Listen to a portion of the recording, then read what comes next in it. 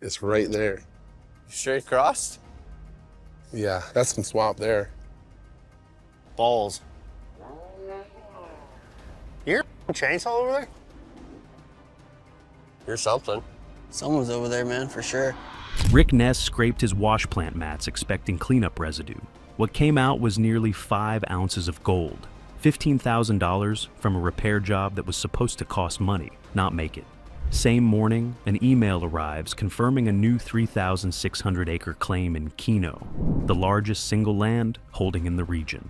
But before any of that happened, Rick hiked through a swamp at midnight, built a road out of his own overburden, and ran 14-hour shifts on a season he cannot afford to lose. Right up here, guys, I think it is.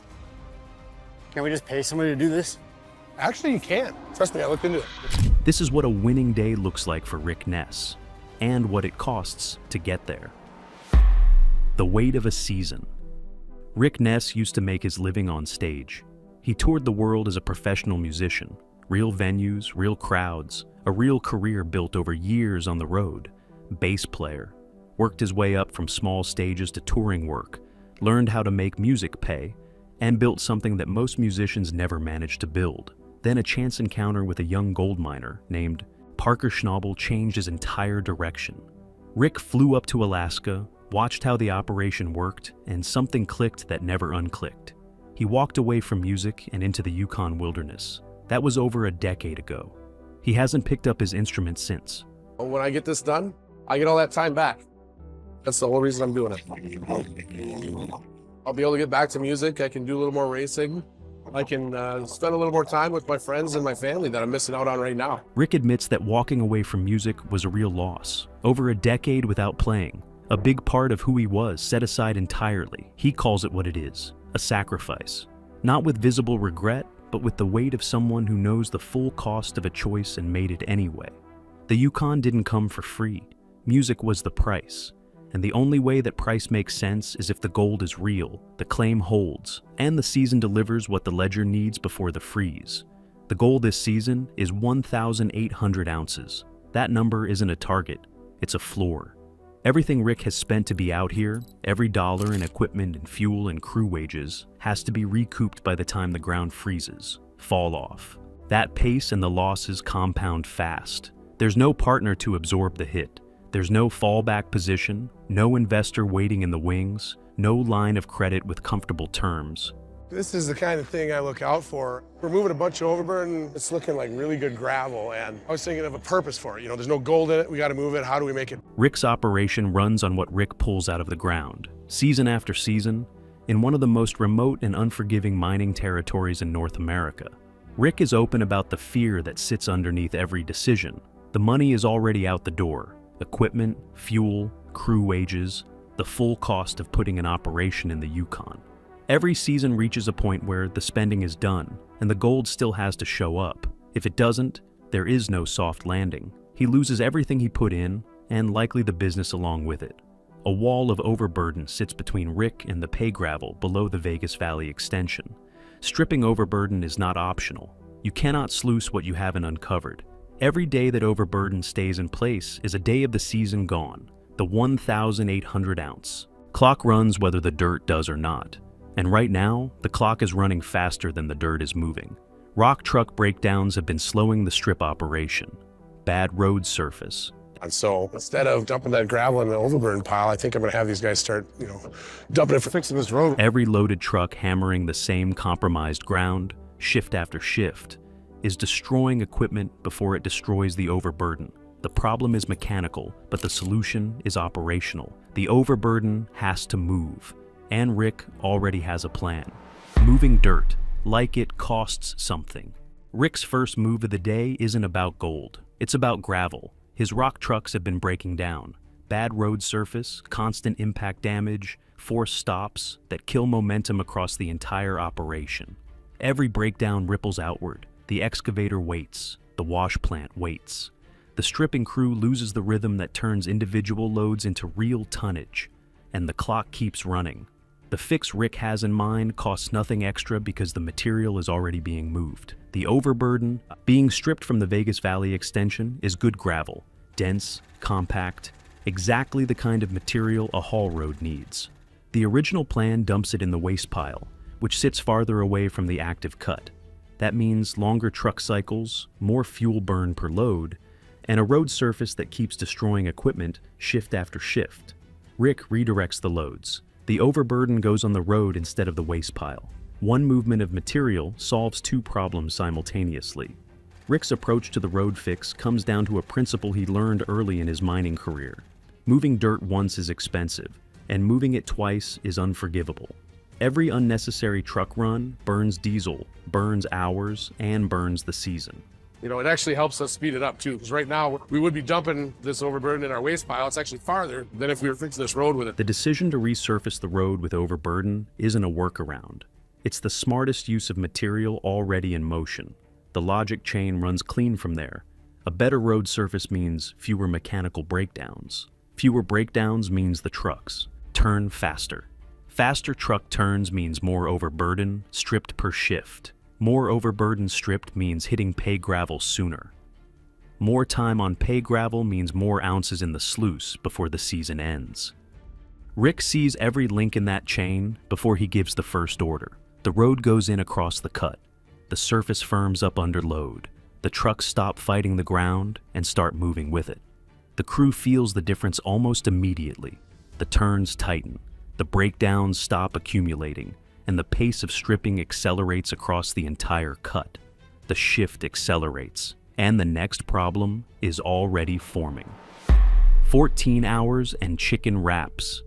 To close the gap on the 1,800-ounce target, Rick pushes his crew to 14-hour shifts. 14 hours on heavy equipment in the Yukon isn't just long, it's relentless. The dust doesn't stop, the noise doesn't stop, and the concentration required to operate machinery on uneven ground doesn't let up for a single load.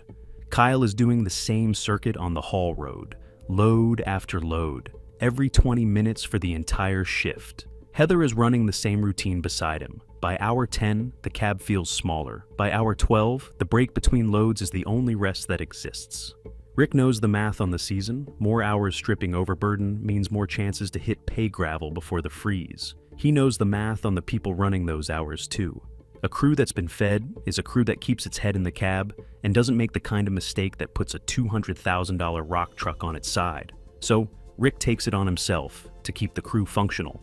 Today that means handheld chicken wraps. Easy to eat in the cab, no forks, no mess, nothing that requires the truck to stop. Hard on everyone, but we all want to pull through and get down to pay as quickly as we can and have as much sluicing time as we can get. Make it easier on all of us with some easy to eat while driving little chicken wraps. Rick moves cab to cab, passing food through windows while Kyle and the others are mid-cycle. They get maybe 20 seconds between loads. The wrap ends up half on the floor. Rick knows this. Before he even hands it over, he feeds them anyway. Rick knows exactly what those cab hours feel like. He's run the same circuits. Feeding his crew through the window mid-shift isn't a gesture. It's a calculated decision to keep expensive equipment and expensive people running without a breakdown of either. There's nothing complicated about the moment. Rick Ness feeds his crew on a 14-hour shift and doesn't say anything about it. That's why this crew shows up the next morning. When the final load rolls in and the trucks empty out, the exhaustion is visible on every face. 14 hours done. Every person still standing. The shift is over. The day is not. Monster Red gets a second life. Monster Red, Rick's wash plant, just came back from an $18,000 refurbishment. Brand new top deck installed in the screen deck, rebuilt end to end. It's been sitting idle through the overburden push, waiting for pay gravel that isn't there yet. But Rick doesn't want to. Wait until the plant is running gold to find out whether the rebuild held up. He wants to know now, and at the end of a 14-hour shift, with no pay dirt to run, he finds another way. A rock race. Rick's crew loads river rocks into the feeder. Everyone picks their own stone. We're actually gonna have a race to see whose rock gets from the feeder all the way through the plant and out the other end first. A round rock is gonna go through the screen deck real fast, but is not gonna get up the conveyor belt. It's gonna sit there and spin. So a flat rock is better for the belt, but slower on the screen. And whoever's rock travels from the feed end to the conveyor output first wins. Rick breaks down the physics before the race starts. A round rock moves fast through the screen deck, but stalls on the conveyor belt. Too much spin, not enough traction. A flat rock grips the belt, but loses time on the screen. The winning stone is somewhere in between, and everyone picks their entry based on that logic. Bailey loads them in. The crew lines up to watch. 3, 2, 1, go. Kyle's rock rolls backward before it even makes the first screen. Jason gets out to an early lead. Clean trajectory, building speed. Ryan's rock appears to have stopped moving entirely. Rick tracks somewhere in the middle of the pack. And then Heather, who nobody was watching, starts climbing. Her rock, which nobody had picked as a contender, makes ground on the conveyor while everyone else is losing momentum. Heather wins. Clean. Who's out in the front? Or is that Heather? Oh, I think it might be Heather. Shoot! Heather won! Yes! It's me! First across the finish line in the inaugural Rick's Rock race. Kyle's rock eventually stops going backward but starts going sideways.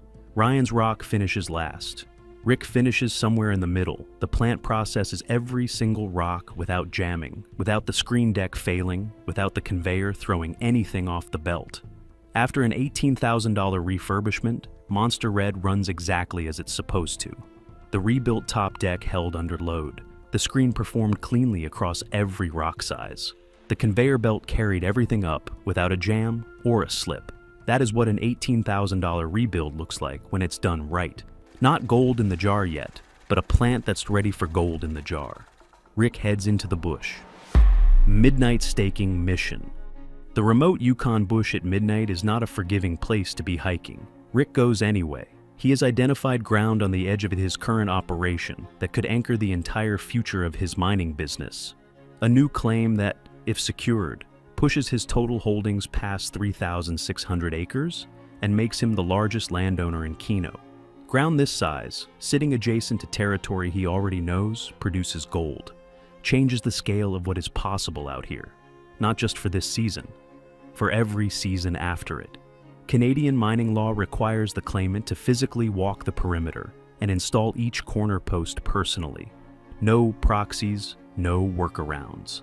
Rick looked into alternatives early and found none. The only way to secure the claim is to show up in the bush and plant the post yourself. Rick pulls together Kyle and Jason, loads the GPS, and they go. Headlamps on, boots on, into the Yukon dark. The first 2 posts go in clean. The terrain is manageable, and the GPS is cooperating. Jason keeps the tone light with a running bit about establishing dominance over the local bear population on his first day in the Yukon. Rick plays along. The Yukon wilderness at midnight is easier to walk through when someone is making the crew laugh. Post 3 is a different conversation. The GPS marks the 3rd corner directly across a section of swamp. I think it's probably time to stop pressing our luck. GPS says we're almost there. Ready? Let's do this. Dense, dark, standing water. No route around it. Kyle looks at it and goes in. The water rises past his boots and keeps rising. The ground gives way unpredictably underneath each step. Roots and deadfalls sit below the surface where they cannot be seen. Rick and Jason watch from the bank, while Kyle pushes toward the far side with the post and the equipment, moving as fast as the swamp allows. Then, somewhere in the darkness ahead of where Kyle is waiting, a chainsaw starts up. In the middle of the night, in the remote Yukon wilderness, Rick's crew goes still. Someone is operating machinery in the same area they are actively trying to stake. If a competing crew files on the same ground first, the staking is lost regardless of how much work Rick's crew has already done. First filed wins. There is no appeal process and no credit for effort. Rick doesn't stop to confirm what the sound is. He calls the pace and they move. Kyle powers through. The post goes in. They're moving toward the final corner before Kyle is fully back on dry ground. The brush thickens to the point where forward movement requires forcing through it. Branches come down across the path. The ground underfoot is unpredictable. What started as a manageable midnight hike has turned into a full physical effort just to reach the last corner coordinate. Post 4. Done. Rick and his crew have physically walked the full perimeter of 3,600 acres of Yukon wilderness at midnight, through swamp and deadfall in the dark with a GPS and a set of survey posts, because there is no other way to claim it. Staking complete. What the pre-wash actually found. Heather sets a jar on the cook shack table the next morning and tells Rick what it is before he even picks it up. The gold from the pre-wash, and it is noticeably heavy for what it is supposed to be. Nearly 5 ounces of gold sits in that jar, roughly $15,000 at current prices. It's the gold from your pre-wash. It's heavy. Pretty good for 2 buckets of dirt. Did you weigh it? I did. Just under 5 ounces there. It came from the pre-wash Rick's crew ran before the monster red rebuild. 2 to 3 hours of scraping down the plant's sluice mats to capture whatever gold had accumulated before the machinery came apart. Standard procedure before a plant goes down for major work. Nobody scheduled it expecting significant weight. Rick picks up the jar. The weight registers immediately on his face before he says anything. He asks Heather to confirm the number. Just under 5 ounces. At current gold prices, that sits close to $15,000. Rick does the math out loud. 2 to 3 hours of work, 5 ounces out. Somewhere close to $5,000 an hour recovered from a process that was supposed to be overhead. Cleanup before the real work began. The rebuild was always going to be a cost. A necessary one, but a cost. The pre-wash didn't just reduce that cost, it nearly eliminated it. 5 ounces of gold recovered from mat scraping brought the net cost of the $18,000 rebuild down to roughly $3,000. A repair that was supposed to drain the operation nearly paid for itself before a single ounce of pay gravel ran through the newly rebuilt screens. The pre-wash math is almost absurd when stated directly. 2 to 3 hours of scraping, 5 ounces recovered, $5,000 an hour from a process that existed only because the plant was being taken apart for maintenance. Heather hands Rick a juice box to mark the occasion. That is the brutal and occasionally beautiful reality of running a mining operation. Most days the numbers move against you, but some days the cleanup residue from a repair job is worth $15,000. Rick looks at the jar, and the gears are visibly turning. He's already calculating what this means for the season pace. Rick knows most days don't pay off like this. Most repairs are just costs, and the best news of the morning is still in his inbox. The confirmation. Rick's phone buzzes while the pre-wash gold is still on the table. The email is from the claims office. Oh, dude, look at that. Did you get it? It's a done deal. We got it. Nice. Oh, perfect.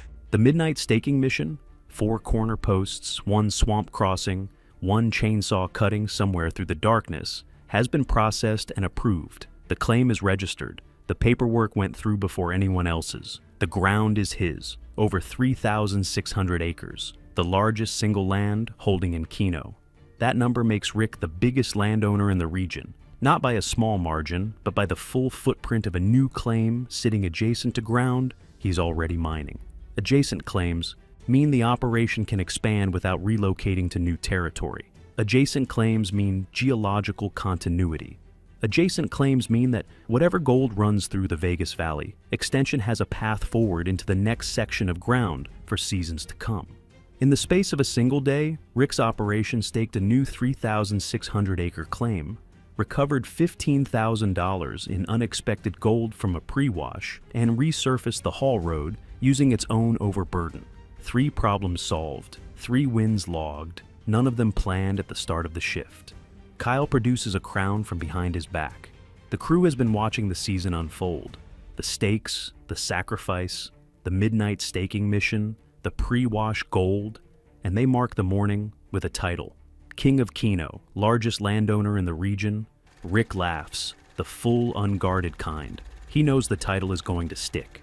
In a single day, Rick Ness built a road out of his own overburden, ran 14-hour shifts without losing a crew member, validated an $18,000 plant rebuild with a rock race, recovered nearly $15,000 in unexpected gold from a pre-wash, and secured 3,600 acres of new mining ground in the Keno region. The title fits whether he likes it or not. The real cost of chasing gold. Rick Ness gave up music to be here. He gave up racing. He gave up years of time with people who have been waiting for him to come back. On the other side of 1,800 ounces is the version of his life he put on hold.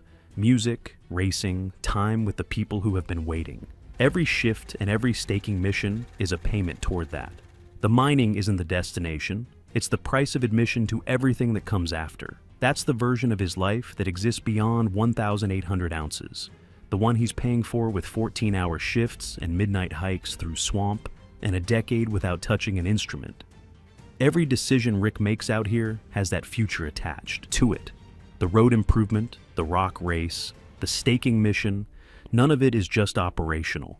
All of it is currency toward a life he can't access yet. He is equally clear about the downside. Rick built this operation without a partner and without a safety net. A season that falls short doesn't mean a difficult year. It means the whole thing is gone. The investment, the decade of sacrifice, the 3,600 acres of Keno ground staked at midnight through a swamp. All of it contingent on the gold showing up before the freeze. If it doesn't, he loses everything he put in and likely the business along with it. He says so directly, without dramatics, because it is simply the truth. Today the math worked. The road is better. The plant is proven. The ground is his. The jar on the table holds $15,000 that nobody planned for. But 1,800 ounces doesn't care about any of that. And the season isn't over yet.